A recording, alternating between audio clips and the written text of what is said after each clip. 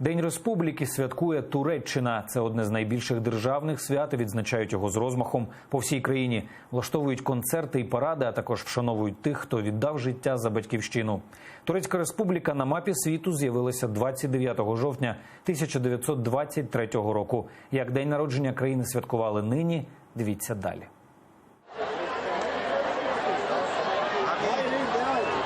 Ось так зранку процесія військових та високопосадовців на чолі з президентом Ердоганом рушає до Антикабіру. Для турків це знакове місце, тим паче в День Республіки. Саме тут, в усипальниці в Анкарі, спочиває перший президент і засновник Турецької Республіки Мустафа Кемаль Ататюрк. Майже 100 років тому почалася його боротьба за незалежність і світове визнання Туреччини. Його справу тепер продовжують нащадки.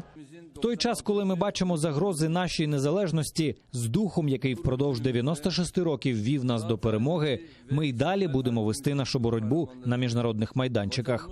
Операція «Джерело миру», яку ми розпочали ще 9 жовтня, за дуже короткий час досягла великих успіхів. На кордоні Сирії ми зруйнували терористичний коридор і таким чином на весь світ показали свою рішучість. День Республіки – одне з найбільших державних свят. Нині по всій країні вихідний, не працюють держустанови, школи й садочки. Святкують всі – і дорослі, й малюки.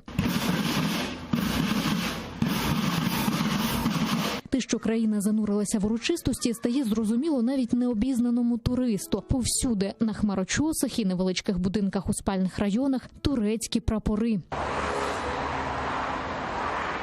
Здивувати не тільки співгромадян, а й увесь світ цього дня хочуть турецькі художники. Ось цей Юнус Іщіз Ізміру надумав безперервно зображати живу скульптуру упродовж доби.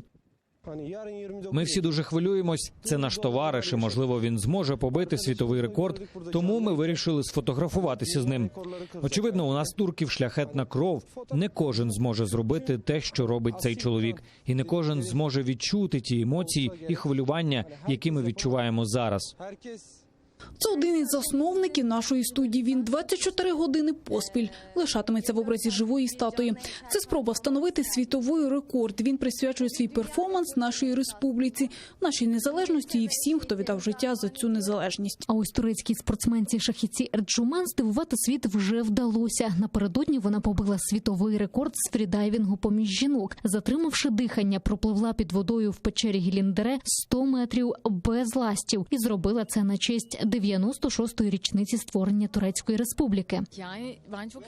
Перед зануренням я дуже хвилювалася і не могла контролювати частоту пульсу. Він має бути повільним, а мій був швидким. Але у мене була дуже вагома причина, щоб пірнути. Тому я тепер щаслива і дуже собою пишаюся.